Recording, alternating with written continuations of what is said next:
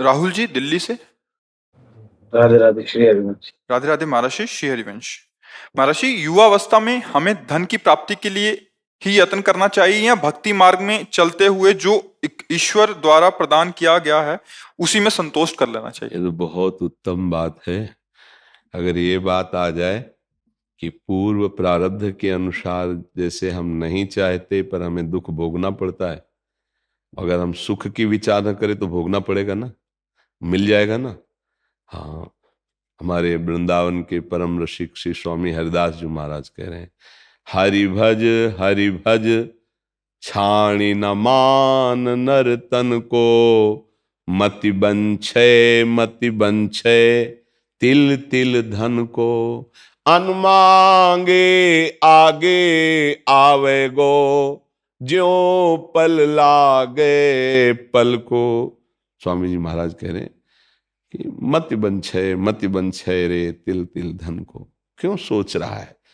कोई सोचता है मुझे दुख मिले, बलात् भोगना पड़ता है, क्योंकि प्रारब्ध है अशुभ कर्मों का। तो शुभ कर्मों का जब फल आएगा तो सुख सुविधा उन्नति इसका सब विधान बन जाएगा।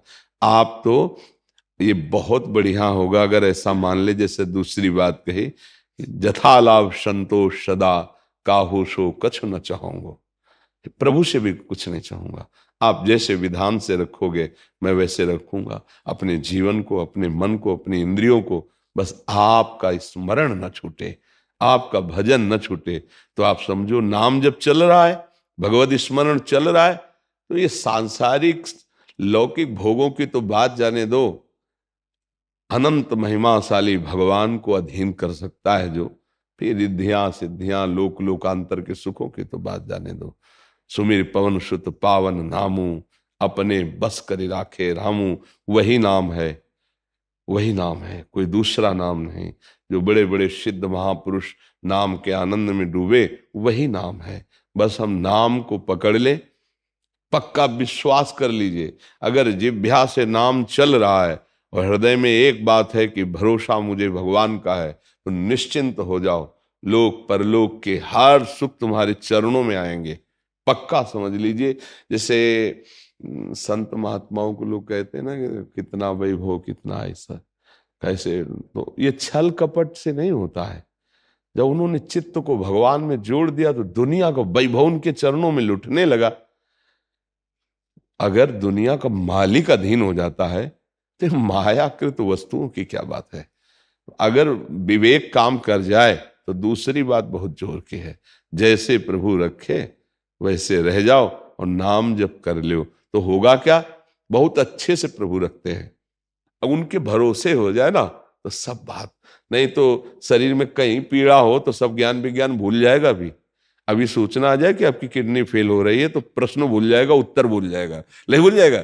हाँ, तो ये भगवत आश्रय, ये हम कह रहे हैं कि जो दूसरी बात कही उस पे अगर स्थित हो जाओ तो बहुत जोर की बात। जहां इस शरीर के उदर पोषण के लिए जाते थे, मिला तो पाया, नहीं तो यहां भूखे भी रहे।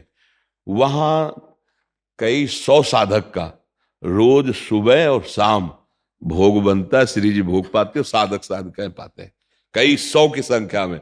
और किसी से ऐसे नहीं प्रभु, यहाँ कोई आपको संकेत भी नहीं कर सकता।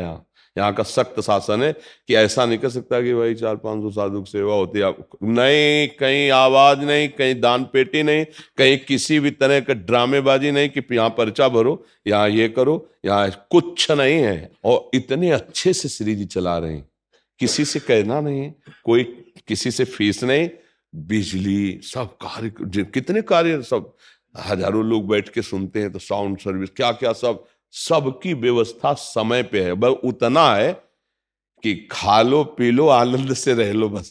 हाँ, साईं उतना दीजिए जामे कुटुंब सब आए और मैं भी भूखा ला रहा हूं, साधु लोग, बस वैसे ही चल रहा है। जहां जिस समय जो आवश्यकता होती है वो उतना ही प्रभु भेज देते, वैसी व्यवस्था प्रभु चल जाती है। तो हमें लगता है अगर प्रभु के भरोसे रहे, अपने उदाहरण से समझ में आता है, प्रभु के भरोसे रहे तो सबका निर्वाह वो करते हैं, सबका निर्वाह करते हैं। बिल्कुल वो ऐसे अनंत माताओं जैसा प्यार, बस हम समर्पित हो जाएं। देखो आज भी भगवान का प्यार आपके ऊपर है, पर अहम होने के कारण मैं करता हूं, मैंने ये किया, मैं ऐसा कर सकता हूं, तो ये पर्दा है, इसलिए तुम उनको झांक भी नहीं सकते। और अगर ये अहम समर्पित हो जाए तो आप ऐसे देखोगे कि हर समय प्रभु हैं, वही करवा रहे, हर व्यवस्था, हर सोच, हर क्रिया बहुत आनंदमय हो जाएगी। वो जैसे अर्जुन की घोड़ों की बागडोर पकड़ ली ना, ऐसे मन और इंद्रियों की बागडोर पकड़ लेंगे प्रभु, शरणागत हो जाए, हृदय से हो जाए। और देखो एक दिन यहां से चलना है, यहाँ का जितना वैभव है ये शरीर भी यहीं छूट जाना है। अगर भजन ना हुआ, भगवान का चिंतन ना हुआ तो साथ जाएगा क्या? इसलिए बड़े भाग्यशाली है, जैसी परिस्थिति उसको सह लो और राधा राधा राधा राधा राधा भगवान नाम जप करते हुए जीवन व्यतीत करो तो भगवान की प्राप्ति हो जाएगी, ये पक्का समझ लो। और अगर चाह करोगे धन की तो मिल जाएगा। महालक्ष्मी पति हमारे प्रभु हैं, आप उनका नाम जप करो धन भी मिल जाएगा। अरे भगवान की तरफ चले तो परमानंद की बाढ़ आने लगती है। भजन तो बहुत बड़ी बात है। ध्रुव जी ने जब पिता की गोद में बैठना चाहा तो सुरुचि माता जो थी उनके मन में अच्छा नहीं लगा कि ये सुनीति का बेटा, सौत का बेटा और मेरे सामने राज सिंहासन में विराजमान महाराज की गोद में बैठे, झिड़क दिया और कहा तुम इस लायक नहीं, जा पहले तप करो, मेरे गर्भ से प्रकट हो, फिर सिंहासन में बैठने लायक होगा। माता सुनीति से रोकर बोले, तो माता ने कहा बेटा ठीक ही कहा है, क्योंकि महाराज मुझे इस समय दासी भी नहीं मानते, पत्नी की तो बात क्या, क्योंकि सुरुचि में आसक्त थे। इसलिए बेटा तू नारायण का भजन कर, वही तुझे जो चाहोगे पूरा। निकल पड़े। 5 वर्ष के बाद आ गए देवर्षि नारद जी। बेटा किस लिए तुम जा रहे हो? देखो समझना, अभी भजन नहीं हुआ, किस लिए जा रहे हो? ऐसा ऐसा ऐसा। अरे अभी चल के उत्तानपाद महाराज को आदेश करूंगा पूरे सिंहासन का उत्तराधिकारी, अभी इसी क्षण। ध्रुव जी को लगा अभी तो भजन भी शुरू नहीं किया और उत्तराधिकारी बुलाने की बात आ गई। जहां गोद में बैठने नहीं दिया गया, उस सिंहासन में बैठने की बात। तो उन्होंने कहा नहीं महाराज, मैं क्षत्रिय राजकुमार हूं, एक बार निश्चय जो कर लिया अब कर लिया, अब वापस नहीं लौटूंगा। तो उनका जंगल में बहुत भय है, सिंह, चीता, राक्षस जन, मच्छर, क्या क्या परेशान। तुम राज बोले महाराज ना प्रलोभन और ना भय, इनसे मैं डिगने वाला नहीं हूं। तो चेला पक्का तो गुरु मंत्र दे दिया है हले, और भगवान का साक्षात्कार 6 महीने में कर लिया। गुरु कृपा से 6 महीने में ध्रुव जी ने भगवत साक्ष और वो पद प्राप्त किया जो आज तक किसी ने नहीं प्राप्त किया, अटल पद भी प्राप्त। तो अगर चाह करे तो फिर अन्य प्रलोभन और अन्य भयों में ना फंसे, तो जो चाहेगा वो भगवान दे देंगे, पक्का समझ लो।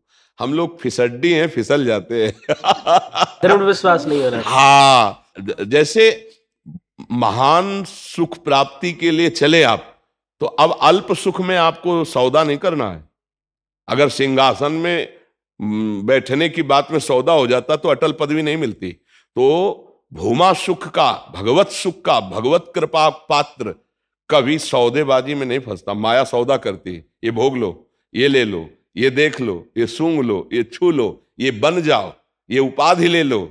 उपासक नहीं, न पारमेष्ठम न महेंद्र धिष्णम न सार्वभौमम न रसाधिपत्यम न योग सिद्धि अपुनर्भवम। नहीं चाहिए मुझे, मेरे प्रभु का भजन चिंतन और उनके द्वारा दी हुई व्यवस्था चाहिए, माया के द्वारा नहीं। बने तो रघुवर ते बने और बिगड़े तो भरपूर, तुलसी और ते बले ताबली में पेदू। ये निष्ठावान महान महान सुख का भोक्ता बनता है।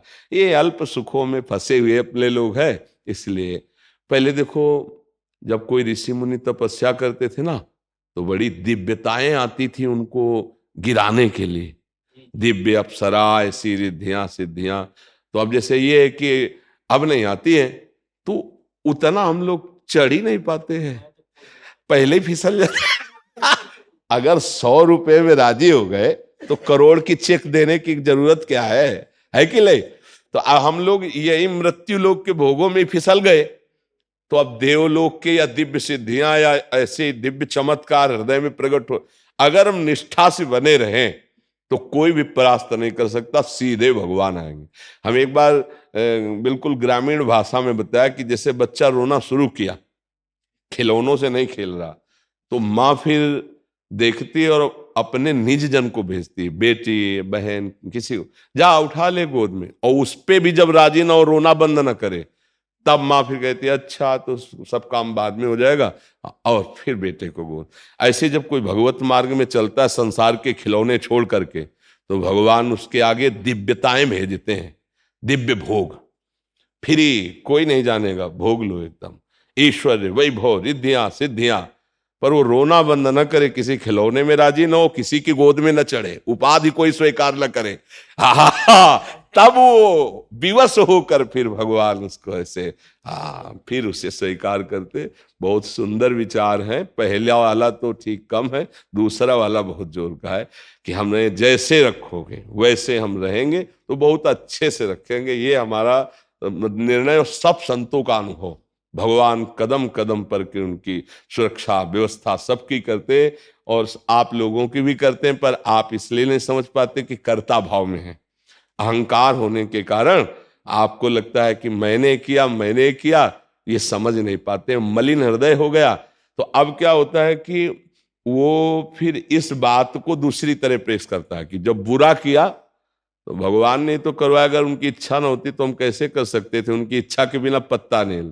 ये गलत जो चिंतन है वो उसको अनुभव में नहीं आने देता। नहीं तो सच्ची बताए, अगर आप शरणागत हो जाओ तो आनंद की वर्षा भगवान कर देते हैं। बस जितनी शरणागति में कमी है उतना ही हम दुखी सुखी होने लगते हैं। नहीं तो उनकी कृपा को देखोगे तो घोर दुख में भी आपको विशेष सुख वाली कृपा दिखाई देगी। माता कुंती ने इसीलिए भगवान जब चले तो यही मांगा कि कदम कदम पर हमें विपत्ति प्रदान करो, दुख प्रदान करो। क्यों? क्योंकि दुख में तुम हमारी तरफ भाग के आ रहे थे, और सुख आया तो तुम पीठ दिखा के द्वारिका जा रहे हो। ऐसा सुख नहीं चाहिए हमें, वो दुख चाहिए जिसमें आपको पुकारूं और आप दौड़ते नजर आवे। इसलिए आनंदित रहो, दुख को सहना सीखो। सुख में फूलो नहीं और दुख में भूलो नहीं। कुछ क्षण के लिए दुख है, रात्रि है तो दिन आएगा, और दिन है तो फूलो नहीं, रात्रि आने वाली। इन दोनों से हम ऊपर उठें, दुख सुख से ऊपर उठें। महर्षि, कल हम बाहर थे तो एक ग्रस्त साधक का यही प्रश्न था कि जैसे पहले अधर्म आचरण से पैसा कमाते थे, पूज्य महाराज जी की वाणी सुनने के उपरांत मतलब अभी धर्म आचरण से पैसा कमाई हो रहा है, बट अंदर एक धन की इच्छा है कि मैं ज्यादा से ज्यादा कमाऊं ताकि मेरे बच्चे अच्छे से हो, या मैं कहीं मकान ले लूं। तो ये भी इच्छा महाराज जी, ये इच्छा भी बाधित है? यही इच्छा तो पाप कर्म कराती है, चाहे जितना वो कोई सफाई पेश करे।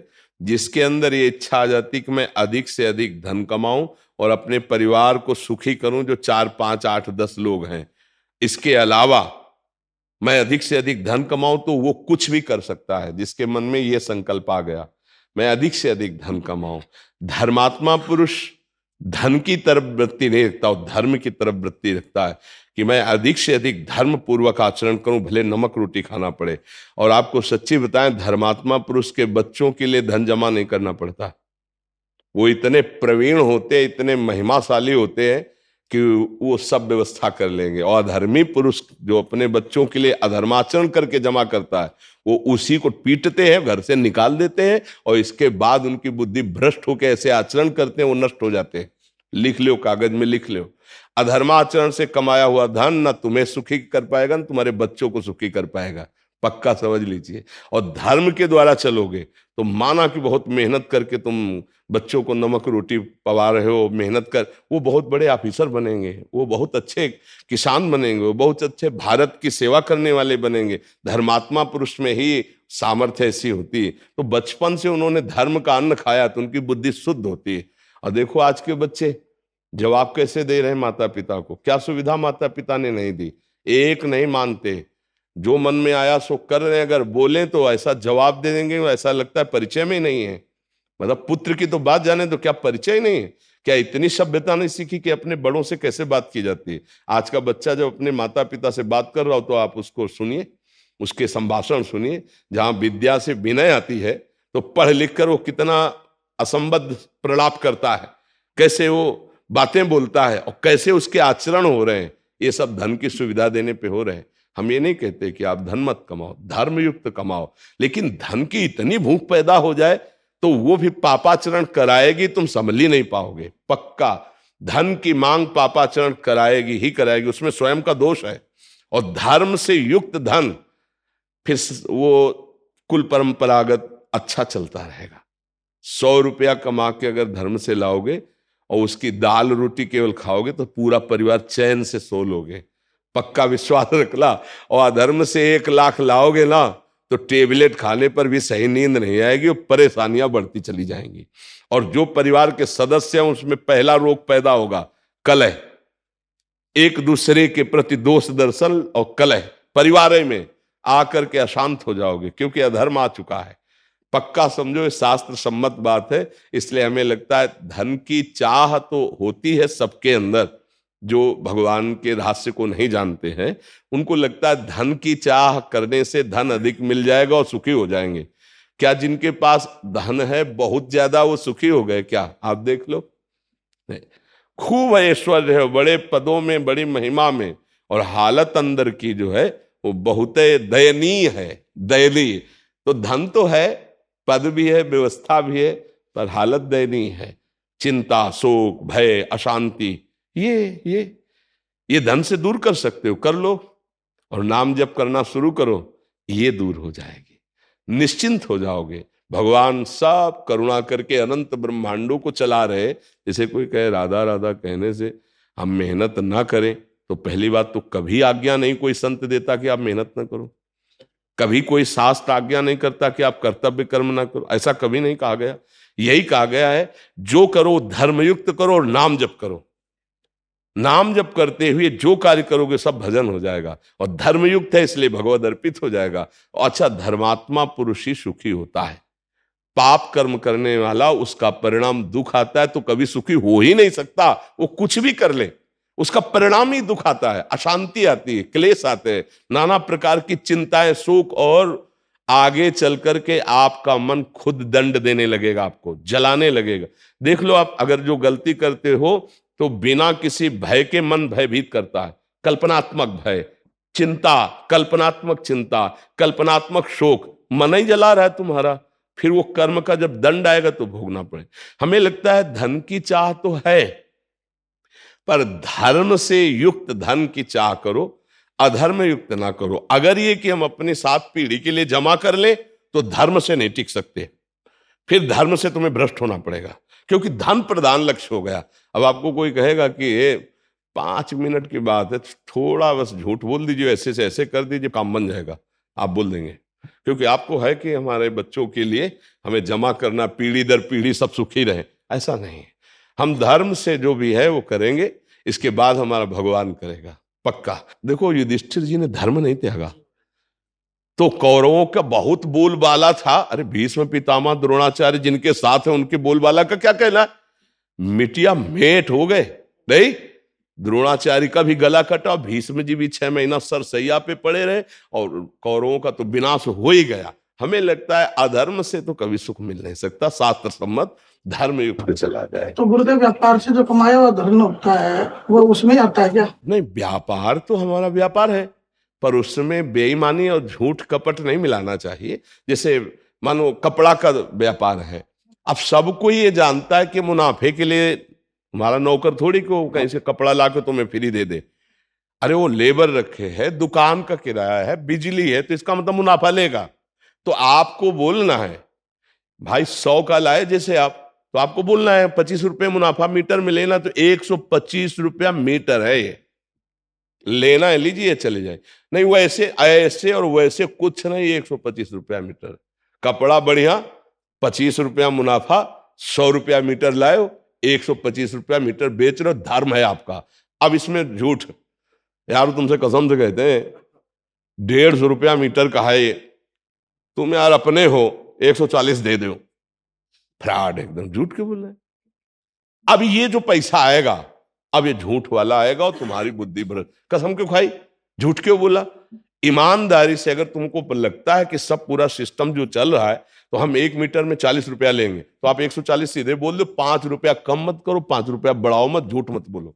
क्योंकि सबको ही जानता है व्यापार प्रॉफिट के लिए किया जाता है। व्यापारी जो व्यापार कर रहा है उसके बहुत से खर्चे हैं, बहुत सा परिवार पोषण करना है, तो इसी से कर रहा है वो। अगर वो जितने का लाया उतने का दे देगा तो कैसे काम चलेगा? तो झूठ नहीं बोलना, सबको पता है मुनाफा लेगा, तो जितना हम निश्चय किया है धर्मयुक्त, कुछ राजकीय विभाग की भी मर्यादाएं हैं कि आप इस सामान को इतना बेच सकते हैं, तो आप उतना लगा दीजिए कर, और उतना उसके हिसाब से बेचे। कोई व्यापार में नहीं, कहीं भी नहीं। अब वो मांग रहा है 1 किलो, आप दे रहे हो 950 ग्राम, कोई सिस्टम कम करके ऐसे, या आप उसकी कीमत जो असली है उससे बहुत ज्यादा करके और झूठ बोल करके, नहीं कि ऐसे, ये नहीं होना चाहिए।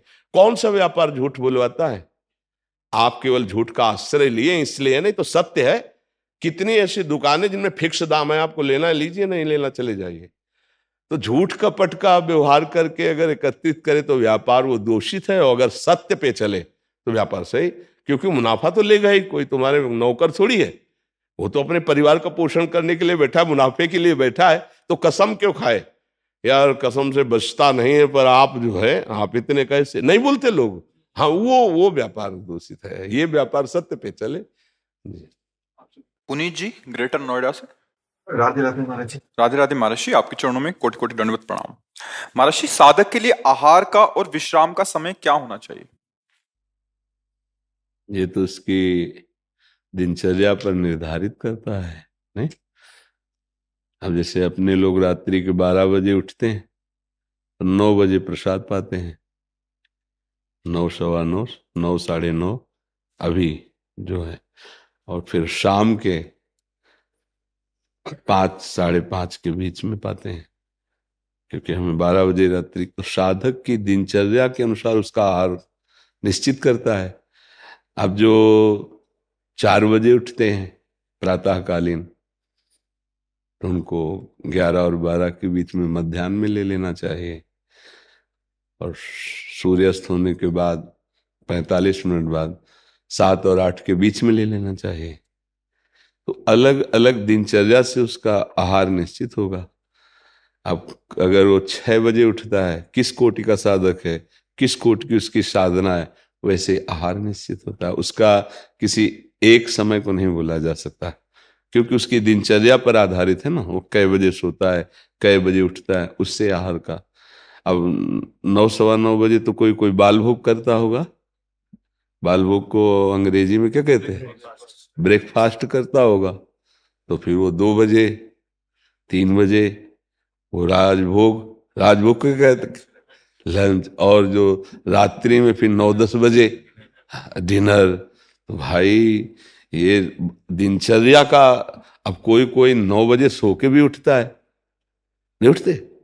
अब 3 बजे 2 बजे सोए तो 9 बजे उठे, तो उनकी क्या दिनचर्या। तो एक दिनचर्या नहीं वर्णन की जा सकती, क्योंकि साधक के सोने और जगने के अनुसार उसकी आहार विहार की दिनचर्या होगी। अगर अपनी पूछे तो आपको बता सकते हैं, आप अपनी पूछे तो आपसे पूछ के बता सकते हैं कि आप कै बजे सोते, कै बजे जगते, इसके अनुसार फिर उसकी आहार विहार की दिनचर्या होगी। समझ पा रहे हैं आप जी? कृति जोशी जी उत्तराखंड से। राधे राधे। राधे राधे महाराज जी, आपके चरणों में कोटि कोटि प्रणाम। महाराज जी, पिछली गलतियां जिनको अब सुधारा नहीं जा सकता, उनके बोझ से कैसे उभरा जाए? ऐसी कोई गलती नहीं जिसका सुधार ना हो, नहीं तो भगवत प्राप्ति कैसे होगी फिर? ऐसी कोई गलती नहीं जिसको हम नष्ट न कर सकें। अगर ऐसा ना होता तो भगवत प्राप्ति हो ही नहीं सकती, फिर तो मनुष्य जीवन व्यर्थ चला जाएगा। नहीं, पहली बात तो दिमाग में बैठा लीजिए कि ऐसी कोई गलती नहीं जिसको हम नष्ट ना कर सकें। उसको नष्ट करने के लिए उस कोटि का भजन चाहिए। खूब जितना हम भगवान का नाम जप करें, अंदर से इस बात से जलें कि मेरे से बहुत भयानक गलती हो गई। प्राय आजकल गृहस्थी में बड़ा मतलब ये ध्यान नहीं दिया जाता। जैसे कोई बच्चा है, किसी भी तरह से डॉक्टर ने कह दिया कि इसमें थोड़ी कमी है, तो उसको नष्ट करवा देते हैं, या बच्ची है तो उसको नष्ट करवा देते हैं, या नहीं चाहिए गर्भ रह गया तो उसको नष्ट करा, कई ऐसे। तो इससे क्या होता है, बहुत बड़ा अपराध है, भ्रूण हत्या, गर्भ हत्या, कई ऐसे पाप हैं। पर अगर हम मनुष्य जन्म में इन पाप अगर हो गए, इनको मिटा ना पाए, तो हमारी दुर्गति हो जाएगी। लेकिन हमारा मनुष्य जन्म मिला, अगर हमसे भूल हो गई, गलती हो गई, अज्ञान में हमसे गलती हो गई, स्वार्थ में हमसे गलती हो गई, तो अब हम सुधार ही नहीं हो सकता।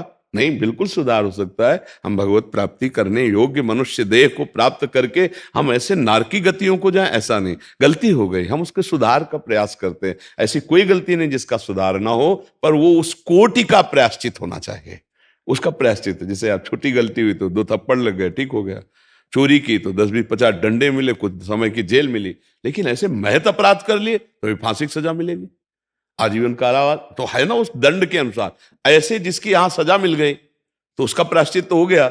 लेकिन कुछ ऐसे पाप है जो प्रायश्चित नहीं हुआ, और हमने वो पाप किए हैं और पूर्व में भी किए हैं, तो उनका प्रायश्चित करने के लिए ही मनुष्य शरीर मिला है। सबसे बड़ा प्रायश्चित है उठते बैठते चलते फिरते नाम जप शुरू कर दें।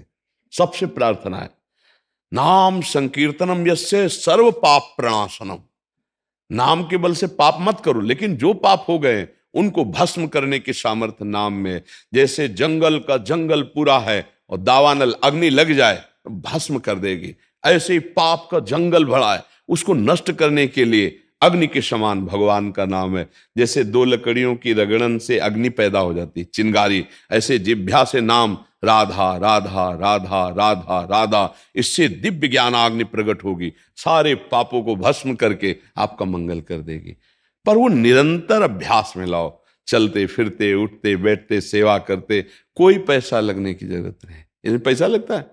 हम कह रहे हैं अपवित्र पवित्रो वा सर्वावस्थांगतो पिवा यह स्मरेत पुंडरीकाक्षम सवाभ्यंतरा शुचि। अपवित्र हो या पवित्र, कोई मतलब नहीं। राधा राधा राधा, श्याम श्याम श्याम श्याम, वो अंदर और बाहर दोनों जगह से पवित्र कर देगा नाम। अंदर के सारे पाप को नष्ट कर देगा, बाहर के विघ्नों को नष्ट कर देगा। पर भजन होना चाहिए। पहली बात तो ये सोचे ही ना कि अब हमारे पापों का नाश हो ही नहीं सकता। नहीं हो सकता तो भगवत प्राप्ति कैसे होती? साधन धाम मोक्ष कर द्वारा, ये मनुष्य शरीर है, हम सब प्रारब्ध को भोग लेंगे, संचित को भस्म कर देंगे, नए कर्मों का सुधार करेंगे और भगवत प्राप्ति करेंगे। अरे माना कि हमारा इतना जीवन गलती में चला गया तो पूरा जीवन हमारा व्यर्थ चला जाएगा क्या? गलती हो गई, अब उसका सुधार करेंगे। मानव जीवन सुधार के लिए मिला है। क्यों, किसका प्रश्न है? हाँ, तो सुधार के पक्ष में रहिए। हमसे जो भूल हो गई, हमसे जो गलती हो गई, प्रभु हैं वो हमें क्षमा करेंगे। हम उतना साधन करते हैं, नाम जप करते हैं, धर्माचरण करते हैं, पुनरावृत्ति गलती की नहीं करते हैं, पक्का सुधार हो जाएगा। नहीं तो भगवत प्राप्ति फिर कैसे होती है? अगर मनुष्य जन्म भगवत प्राप्ति के लिए है और पापों का नाश ना हुआ तो फिर भगवत प्राप्ति कैसे होगी? तो उठते बैठते, इसीलिए सबसे प्रार्थना करते, उठते बैठते चलते फिरते, माला से काउंटर से बिना माला, ऐसे जबान हम बोला राधा राधा राधा, वो गया हमारे सरकारी बैंक में, वो प्रभु के चरणों में गया। तुम गिनो या ना गिनो, वो गया। उसको ये नहीं कि अब हम गिना नहीं और समर्पित नहीं किया तो कैसे समझ। जब हम राधा राधा राधा कह रहे हैं तो श्री जी सुन रही हैं और उस श्री जी के पास नाम जा रहा है, उसका फल हमें अवश्य मिलेगा। नाम जब अपने प्रभाव से ऐसे पापों के अंधकार को नष्ट करता है जैसे सूर्य भगवान उदय हुए तो सब अंधकार गया। आज का सत्संग अगर सुनना ना सुने हो तो सुन लेना, बहुत संतोष मिलेगा, बहुत बल मिलेगा। नाम महिमा का बहुत सुंदर गान था। तो नाम ही है जो जीव का परम कल्याण। अब कलिकाल है, क्या साधना हो सकती है? आप लोग खुद ईमानदारी से देख लो मना स्थिति क्या है। इसलिए जबान से राधा राधा राधा राधा, न पैसा लगता है न हम तुम्हें दान पुण्य की कह रहे हैं। जैसे हो खूब कमाओ खाओ, धर्म पूर्वक चलो, राधा राधा जपो, भगवत प्राप्ति हो जाएगी। खूब नाम जप करो। देखो ये अध्यात्म है, ये पैसा वाला नहीं है। बिना पैसा के भगवत प्राप्ति वाला मार्ग है। अध्यात्म का मतलब क्या होता है? अगर यहां भी पैसा तो फिर सब गड़बड़ हो गया ना। हाँ, कुछ नहीं, 1 रुपए की जरूरत नहीं। धर्म पूर्वक कमाओ। कभी किसी को भूखा देखा तो अपनी भोजन की थाली का भोग उसको दे दो। हम एक टाइम भूखे रह सकते हैं, तुम पालो, ये बात है। और नाम जप करे तो अब ऐसा नहीं कि दूसरे को, मतलब आप बहुत बड़े शासन में पद में हो, दूसरे को अधर्म पूर्वक दबाया जाए, उससे धन लिया जाए, फिर दशांश से दिया जाए और तुम्हारा मंगल हो जाएगा। तो नहीं, लेने वाला और देने वाला दोनों नरक जाएंगे। क्योंकि पापाचरण कभी किसी का मंगल नहीं कर सकता, अधर्म कभी किसी का मंगल नहीं कर सकता। पापाचरण बंद करो और जो तुमने गलती की है उसका प्रायश्चित करो और नाम जप करो, घर में ही पवित्र हो जाओगे। परमार्थ में भगवत प्राप्ति में पैसे की 1 पैसे की जरूरत नहीं है। प्रभु बाप को बाप कहने के लिए किसी सरकारी लायकात की जरूरत नहीं है। हमारा जन्म सिद्ध अधिकार है भगवत प्राप्ति करना, उसमें किसी की दलाली की, किसी के सपोर्ट की बिल्कुल जरूरत नहीं है। हाँ, हम भूल गए हैं वो मार्ग, तो वही भगवान गुरुदेव के रूप में संत की वाणी में बैठ के अपना मार्ग बता रहे हैं, हम उस पर चल देते हैं। यह लेन देन वाला थोड़ी विषय है, चलने वाला विषय है। अपना मन भगवान के नाम में लगाओ, अपने आचरण शुद्ध करो, धर्माचरण। कोई नशा मत करो, मांस मदिरा ये सब जो गंदी बातें हैं, इन व्यभिचार, पराई माता बहन, ये सब बंद करो और नाम जप करो, सब ठीक हो जाएगा। जो गलती हुई भगवान सब क्षमा कर देंगे, बड़े मंगलमय हैं। अब ऐसे सोचो कि आप भोगो विषय, गंदे गंदे आचरण करो और पापाचरण करो और किसी को महीने में बांध दो 1 लाख 2 लाख 4 लाख और वो भजन करके तुम्हारे पाप नष्ट कर देगा, कदापि नहीं। ऐसे जो खान पान करते हैं उनकी बुद्धि पाप से सन जाती है। भीष्म पितामह जी जब आखिरी में बाणों की सैया में पड़े हैं, 6 महीना व्यतीत हो गए, जब देखा भगवान ने कि अब अंतिम होने वाला है ज्ञान का सूर्य, तो युधिष्ठिर जी से कहा चलो ले लो चल करके ज्ञान, नहीं ऐसा महात्मा युगों में पैदा होता है। भीष्म जी बड़े महात्मा, अखंड बाल ब्रह्मचारी, परम ज्ञानी। तो गए वहां, पांडव और द्रौपदी जी भी थी।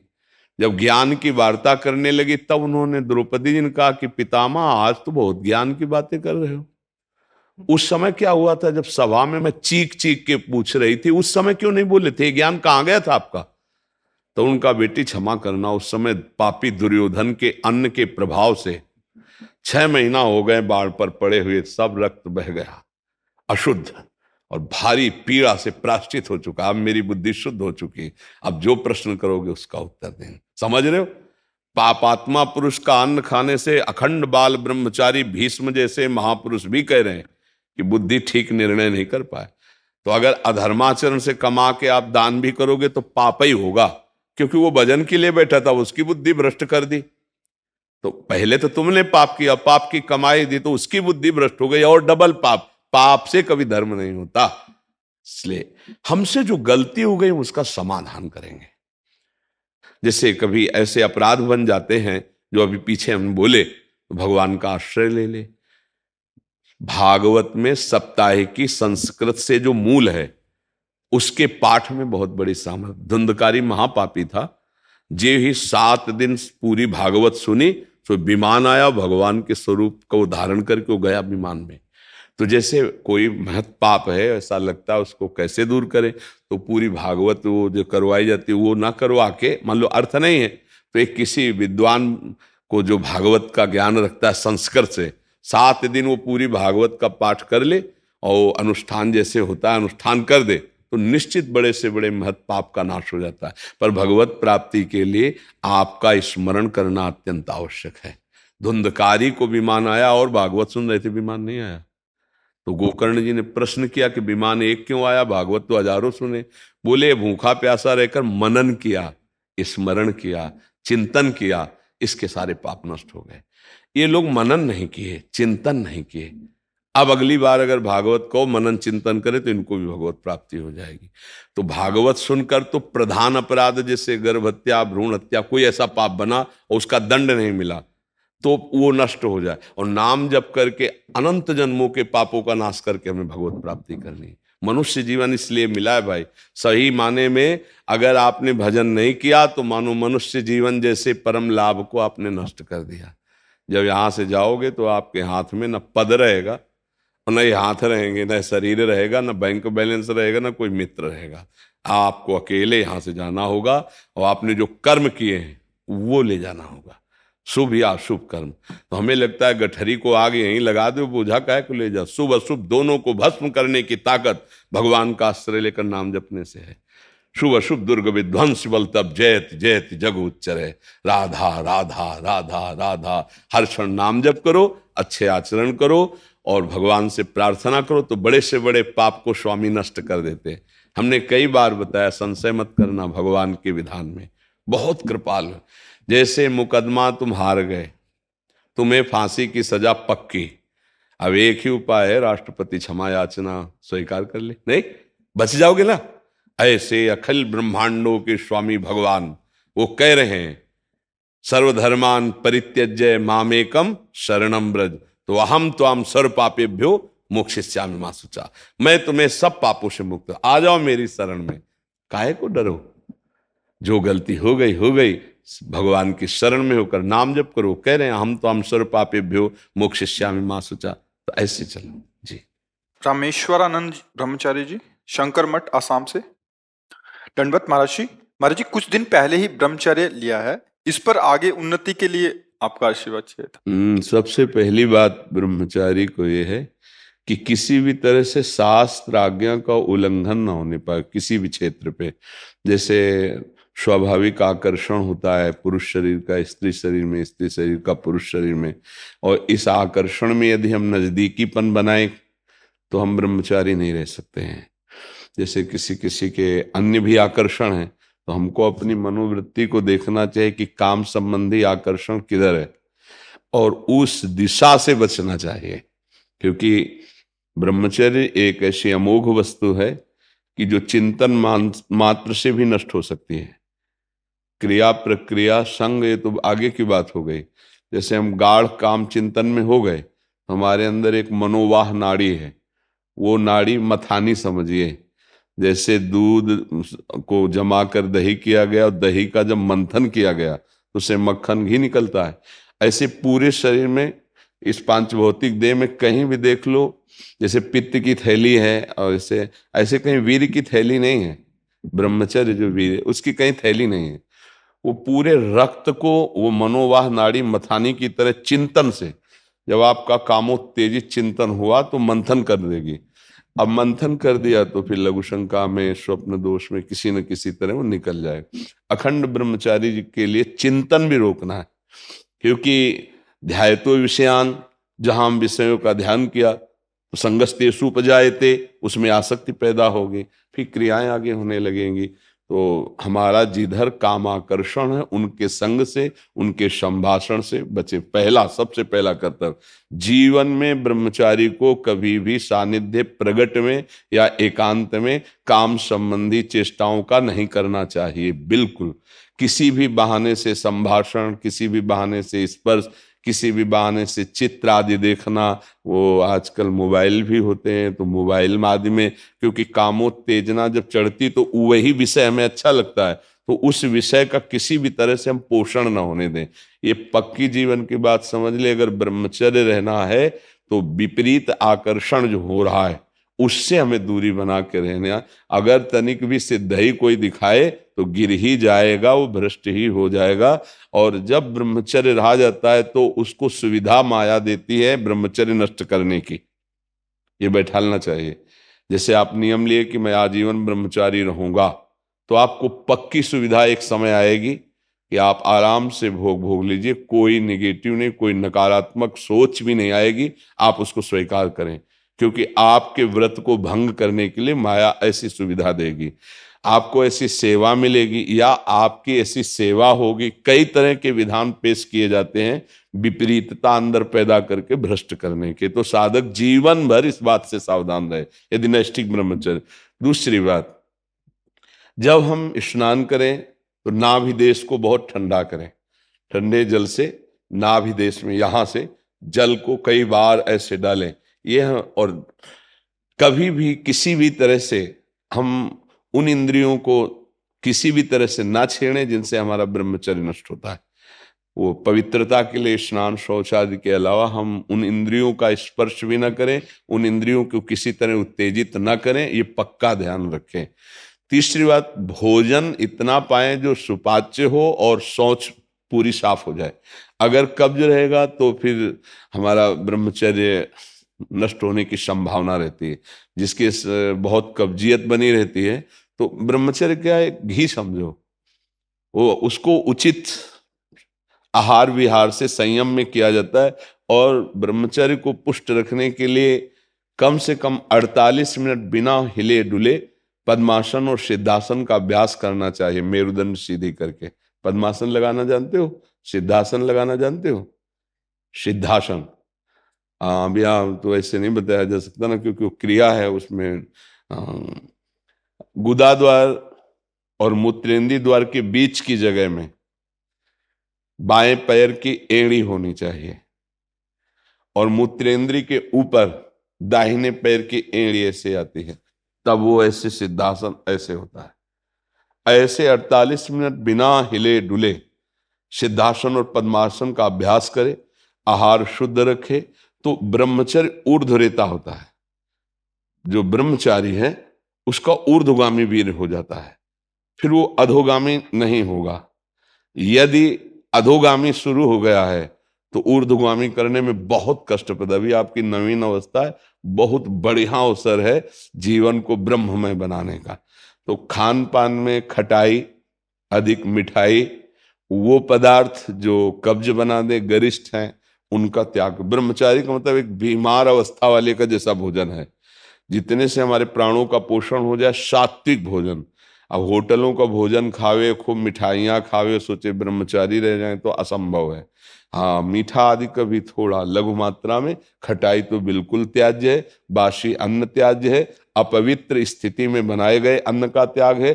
तब हमारा विचार शुद्ध होगा, तब सच्चा ब्रह्मचर्य है हर इंद्री का। वाणी का ब्रह्मचर्य व्यर्थ का बकवास नहीं, भगवत चिंतन, हितकर मधुकर वाणी। नेत्रेंद्री का ब्रह्मचर्य सब में भगवत भाव देखना, कहीं कोई काम आदि की चेष्टा को ना देखना।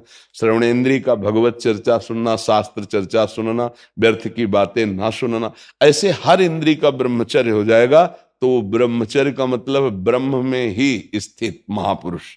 सच्चा ब्रह्मचर्य का स्वरूप है ब्रह्म में स्थित महापुरुष, तो वहां पहुंचा देगा। ब्रह्मचर्य बहुत आवश्यक है, सबको आवश्यक है। गृहस्थ में उचित ब्रह्मचर्य है, विरक्त में नैष्ठिक ब्रह्मचर्य है, आजीवन ब्रह्मचर्य। जो ब्रह्मचर्य का महत्व नहीं रखते हैं उनका जीवन कूड़ा हो जाता है, उत्साहहीन, और कई तरह के ऐसे महान दोष उत्पन्न हो जाते हैं ब्रह्मचर्य की हानि से। तो ब्रह्मचर्य की हानि ना होने पाए ऐसा आहार, और शयन करने में दाई करवट का ज्यादा प्रयोग करें, दाई करवट का। और शयन 5 घंटे से अधिक नहीं, 24 घंटे में 5 घंटे शयन पर्याप्त है। फिर आगे चल करके तो और संयम हो जाता है। अब जैसे अपने लोग 8 या 9 के बीच में शयन करते हैं, 12 बजे बैठ जाते हैं, किडनी खराब है फिर भी उसका आश्रय लेकर के। जैसे अभी ये आश्रय इसीलिए इसका लिए हुए हैं कि उस पर वजन न पड़े। नहीं, ये सब थोड़ी आवश्यकता है, सोफा और तकिया इनकी थोड़ी आवश्यकता है अपने यार। अब ऐसे बैठे तो फेल किडनी है, वो जो सेवाएं बन रही वो नहीं बन पाएंगी। तो हर समय जब आप बैठे तो मेरुदंड सीधा, इसका ध्यान रखें, आगे नासाग्र दृष्टि रखें और सावधानी से शयन करें। शयन करते समय बड़ा खतरा है। शयन के समय हमारी इंद्रियां और मन बहुत चंचल होता है। उस समय अगर ब्रह्मचारी भगवत चिंतन करते हुए, उसको नींद से मतलब नहीं है, तन्मयता धारण करते हुए नींद में चला गया तो बच जाएगा। अगर कहीं उस समय वो छूट दे दी और पास में मोबाइल है तो कभी ब्रह्मचर्य नहीं रह सकता। मोबाइल आप रखते हैं? रखना तो है। सत्संग ये सब सुनते हैं। हाँ, सत्संग सुनते, पर है बहुत खतरा पास में रहने पर।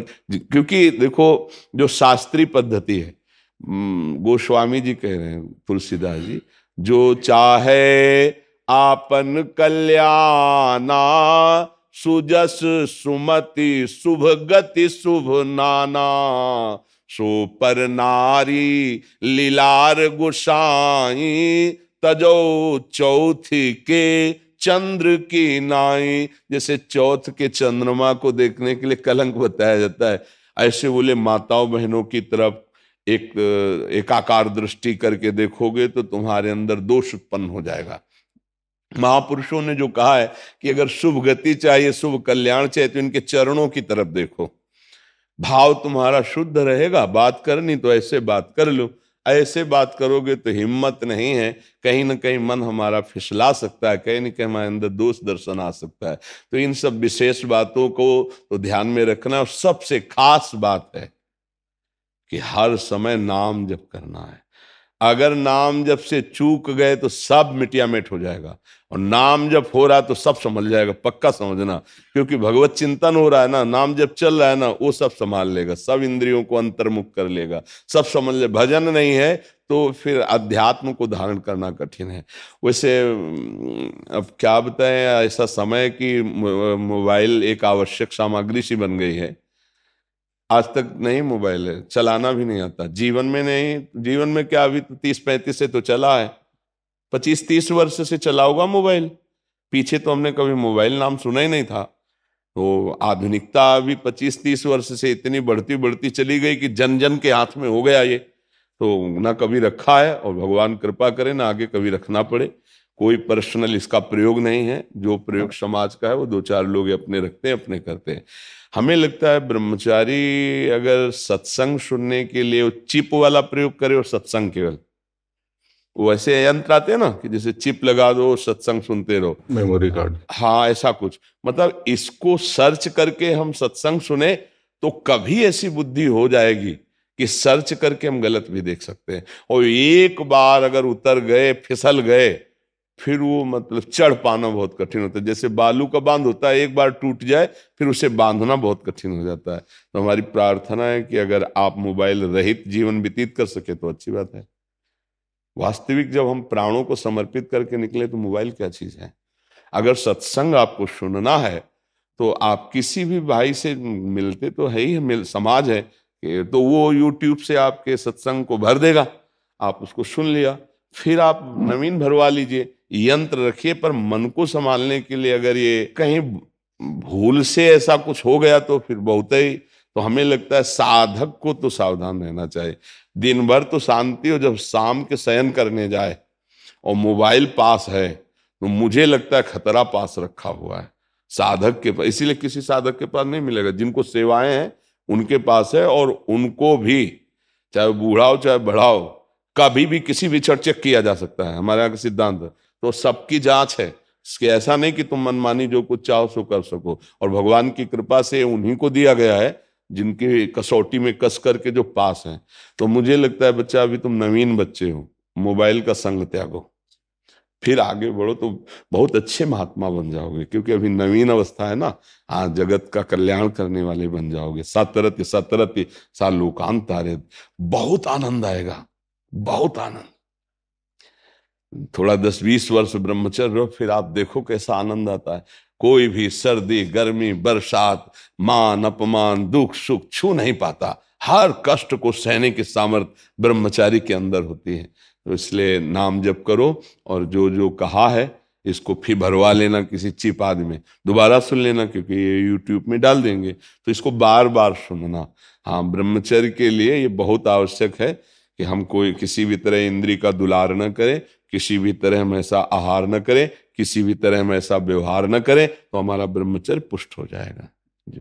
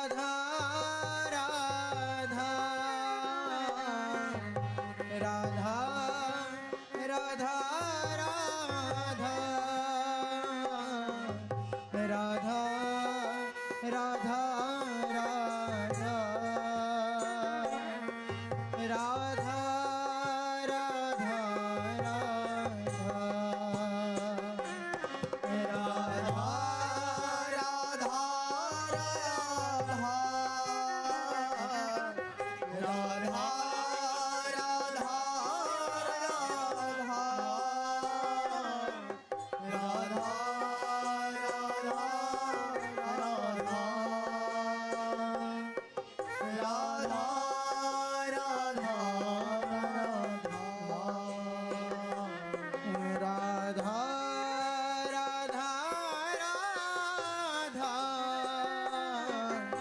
राधा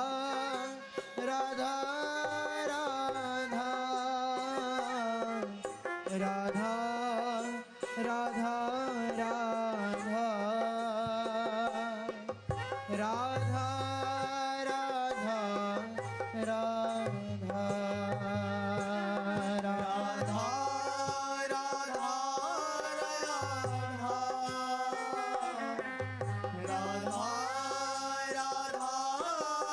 राधा